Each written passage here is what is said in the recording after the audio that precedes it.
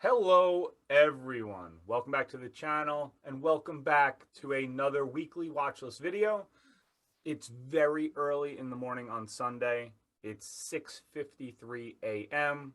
My hair is all over the place. That's why I'm usually wearing my hood, but I don't really care today. I have some great information for you guys here. So this is where I'm going to ask. Hit the thumbs up for the video. And if you're new, consider subscribing. We have new videos just about every single day. And we have a great Discord community. The link will be in the description as always. You're more than welcome to come join us. We have, a lot of really good traders, great information in there, all day long. People just posting, potential plays. Everything that I'm going over, all my research on the weekend is all posted strategically in each one of these channels that we have, including our 7 new watch list stocks that I'm adding here today. And last week, we saw an excellent opportunity from one of those plays that we called out in our weekly watch list video. Chart posted on our Sunday picks for the week. So, if you guys want, take a look at these, do your own due diligence. If you like what you see, if the technicals make sense, then you can take a trade. Not every single thing works out as according to plan. It's not always going to be that way. So you always have to do your own due diligence before taking any trades. So with that being said, let's start, like we always do, with some housekeeping. Well, not really housekeeping, but these are the earnings. We're going to go over a couple of things before we dive into the charts. These are the earnings for the week. Very light week. So not much to show here. That's the earnings. And then we go into the economic calendar. The only thing that's on my mind, big time, is on Wednesday, this 2 p.m. FOMC minutes are released from their previous meeting. A lot of times, this can really, really move markets because they're putting in these minutes that they release things that they haven't spoken about in the public domain yet. So they're supposed to be talking about, possible balance sheet reduction and how they're going to do certain things. So it's definitely going to be something that investors are looking at. So keep an eye on that. Then we have the treasury yields. This is something that's very important. When you have the 2-year, which is a short-dated treasury bond, yielding more than a 10-year, yielding more than a 30-year, this is what we call the yield curve inversion. It is usually the sign of a recession to come. This is something I'm always watching, just very interested in. The moves that we've seen on the 2-year, even the 10-year, has been really, really epic and dramatic for those traders this entire year. So with that being said, this is what not everybody knows what the yield curve is. Not many people know what this inversion means. So right here, the curve inverts when yields on shorter dated treasuries rise above those longer dated ones. Points of the curve have already inverted in recent weeks, the 3-year and the 5-year, but the 2-year and the 10-year points are often looked to because they are among the most commonly traded durations. An inversion in these particular points has correctly predicted a recession with a lead time of between 8 months and 2 years in each of the last 8 recessions. So you can see here why on Friday, when this inverted, why it's so important. So if something like this has predicted a recession the last 8 times, it might be something to keep an eye on. Now, is this going to happen right away? No, nobody's saying that it's going to happen right away. If anything, there's a huge amount of time of when it could happen. And it doesn't have to happen, but I don't know. You see what they say. You see the last 8 times it has happened. So, just keep that in mind. I'm always monitoring that. Okay, something last week that I was talking about here. This is, where we post, like I said, on our Sunday picks for the week. And I'm going to have now 7 picks for the week with chart breakdowns of where I think, the potential is for, either taking puts or calls. And this is something that I posted last week. This is Citibank. Don't mind the misspelling, but a possible short here at previous support, which is now resistance. So you could just see the chart here. You see the green line, and now I'll pull up the current chart so we can see what happened. Look at that huge rejection. So that was a very good call last week for this rejection of the 5750 all the way down into the 51s. So if you were somebody that took that trade, congratulations. That was a technical trade here, but now it's super oversold. So at this point, jumping in now, I wouldn't do something like that. We're very extended off the 20 EMA. It's not something I don't like to buy, the falling knife, as they say, but this is something that's definitely oversold now. So not going to want to touch that, but now it's going to have to find where its support is. But just to show you, right here, we made the video, and in those 4 days of trading, I mean, really, really dipped lower.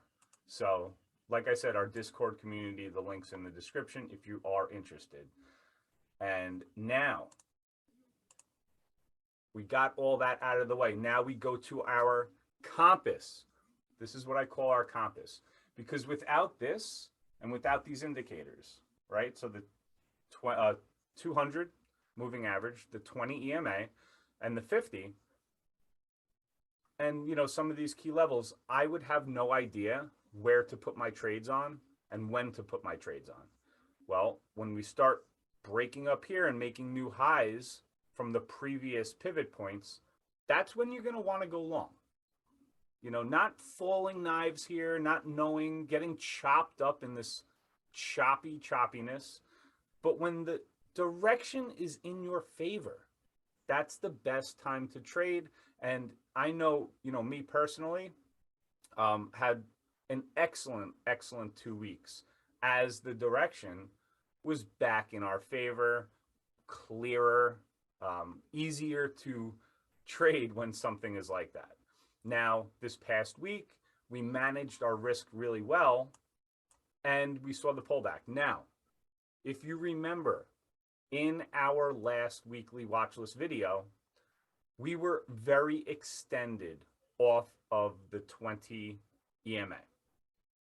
It was just a matter of time before price pulled back down and closed that gap there between the 20.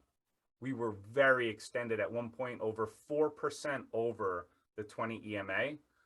That's not a place I'm going to buy. If anything, you wait for the pullback and then you buy.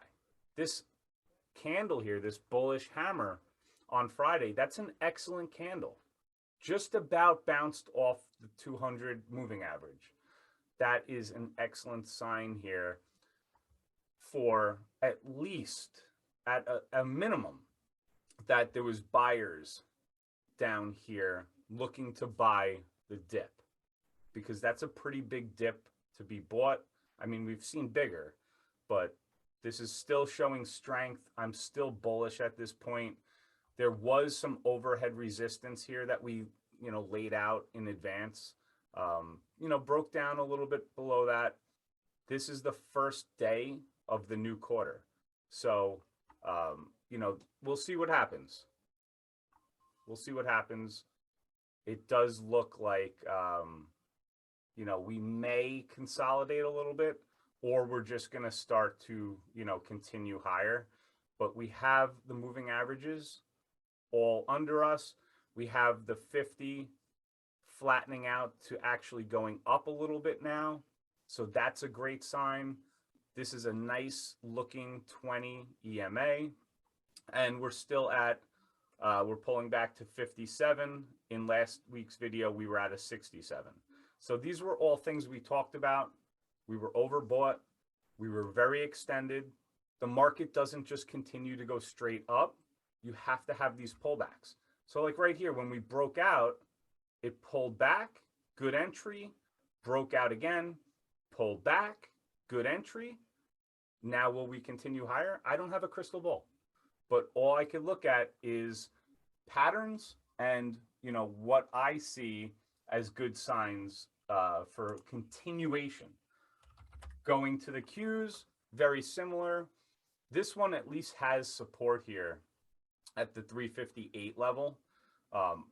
Same thing. The 20 crossed over the 50. These are suggesting some nice bullish signs. Obviously, it's been bullish. This is the tech market. Ran into resistance at the 200. I don't like that we spent one day above it. I really wanted to see us just regain it and at least just hold it a little bit. So you're going to have a little bit of resistance here at the 200. And then you have this 371 area. So we'll see. This might form a little bit of a handle before going up or before going down. Just keep that in mind. We did see the pullback, and a lot of stocks are following the same exact pattern. So we'll take a look at those in a second. The last index I want to look at is the Russell. Now this outperformed on Friday. This was up over 1% for the day. A very nice move, decent amount of volume, and this is continuing to ride this 20 EMA. You can see here as support. That's bullish. We're over the 50. It's just starting to curl up. That's looking good. But this is the resistance. This is what we talked about last week. It was support, support, resistance, resistance, and you can see what happened here. Up and then right back down. So there's sellers here. There's a lot of sellers here. It's going to be tough to get through and hold, but we just got to keep an eye on this and just see if it's going to go up here, break it, and hold it. That would be nice. Could not do it here. We broke it, could not hold it, and then on this day here, banged right up against it again, and then, sort of consolidating here. But nice, still nice price action. So we're holding up here maybe for that bigger move. So keep that one on mind as well. So I think we could get into, we covered all that. Let's get into our picks this week. I'm going to start with Google. This one I really, really, really, really, really like.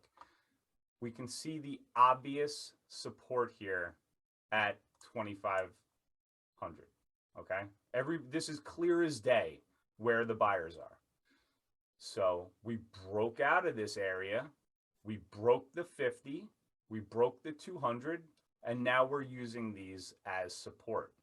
Sort of right here, you have a cup, and now you have a handle forming for a move higher. So this is something that I would be bullish on for the upside to possibly go to, previous highs up here in the 3,000s. That's something eventually. I don't know when it will happen, but we do have a stock split for Google, I think happening in July. So, you could plan accordingly. You know how these stock splits have really made these things move. So I don't know if that's really into it right now, into the stock price, if people have forgotten.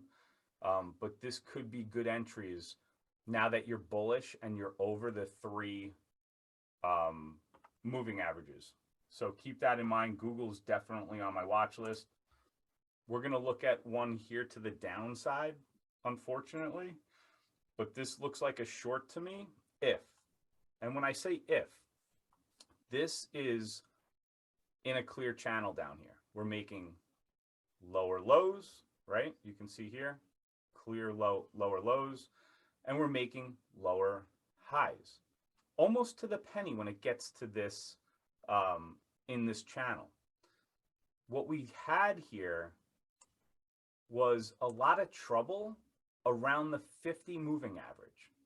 It seems like this stock does not want to be above the 50 moving average. So this is what I would look at on Monday, on Tuesday.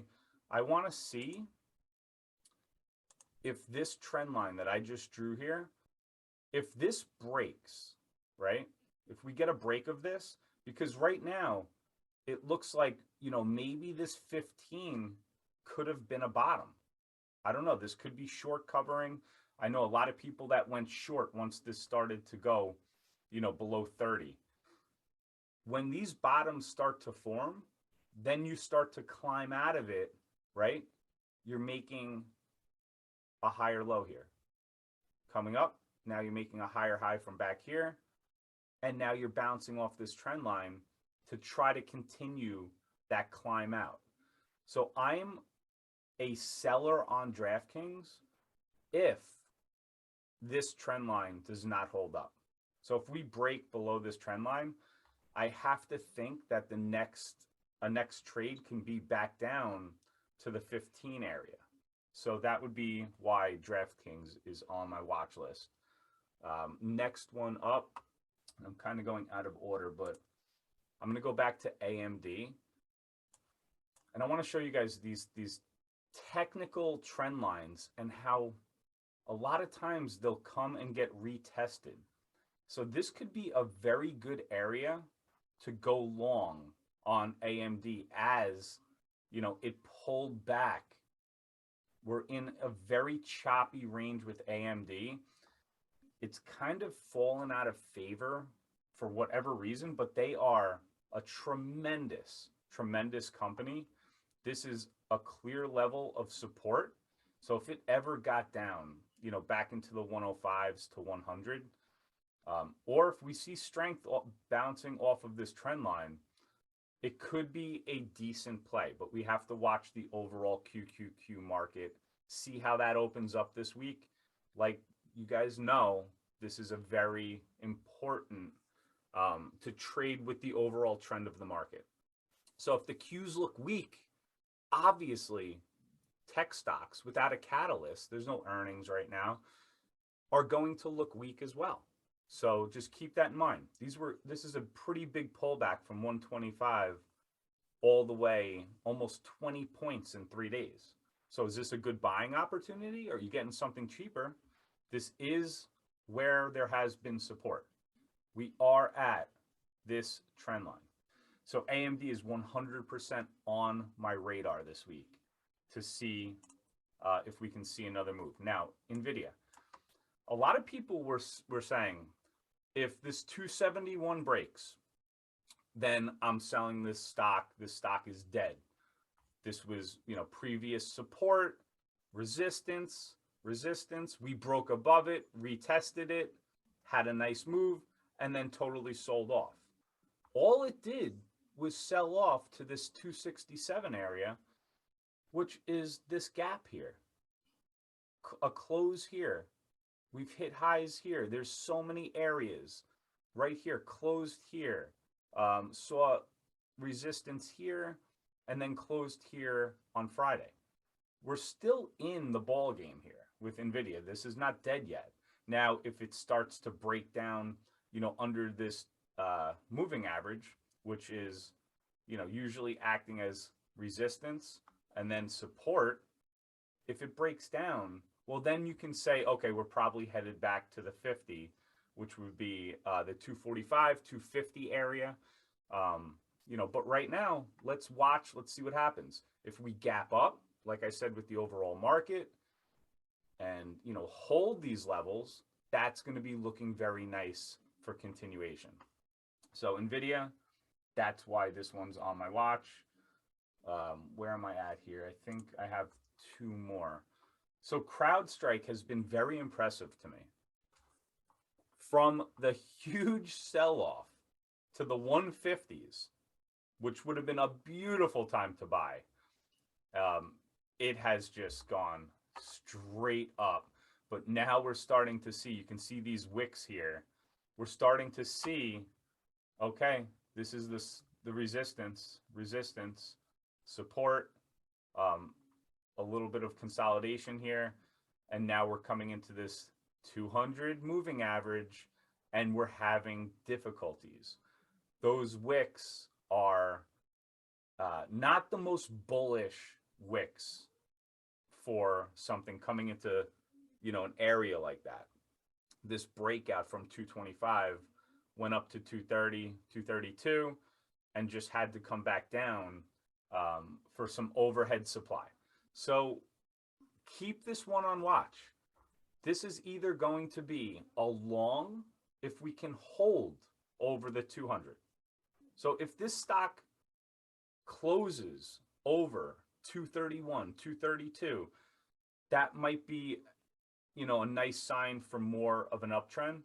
If we see, further rejection here, there's a play for puts on the downside for CrowdStrike, as we also watch down here. If I could just make this a little bigger, the RSI is coming up to overbought territory. So if something's overbought and we're seeing rejection here where there was previous support and previous rejections, I would have to think that we can see maybe a pullback in CrowdStrike. But wait for those opportunities to present themselves. See which way it wants to go. So if we close over this area, you got to use your head here and say maybe it wouldn't be a good put opportunity. But if you see some weakness, right now it's holding up, but this could produce some intraday trades. So just keep that one on watch. I think I have two more. So Microsoft on Friday bounced off of clear support. So it's resistance, and now it's going to be acting as support. We saw this candle on Friday that said, okay, this 305 area, this is where we're going to see some buying. We're over the 200, we're over the 50, we're over the 20. All of that is still very bullish. We're seeing support down here, right down here. So we'll see what happens on this. We do have a gap that did get filled. Unfortunately, that trade happened already up to the 316. Hopefully this is just a normal pullback, and then we can see, some consolidation and then a break of this 316, because Microsoft has a huge weighting in the Qs. So you're going to want to keep an eye on this one. So Microsoft, that's why this one's on my watch list. And then I think I have, this is my last one. So this is the seventh stock that has been added to my watch list. This is an ETF, and this is the financial ETF. We're making lower highs. We're making lower lows. We're under the 200. We're under all our key moving averages. For me, this is a pretty clear, short opportunity. Just looking at the charts. The whole financial sector is looking extremely weak.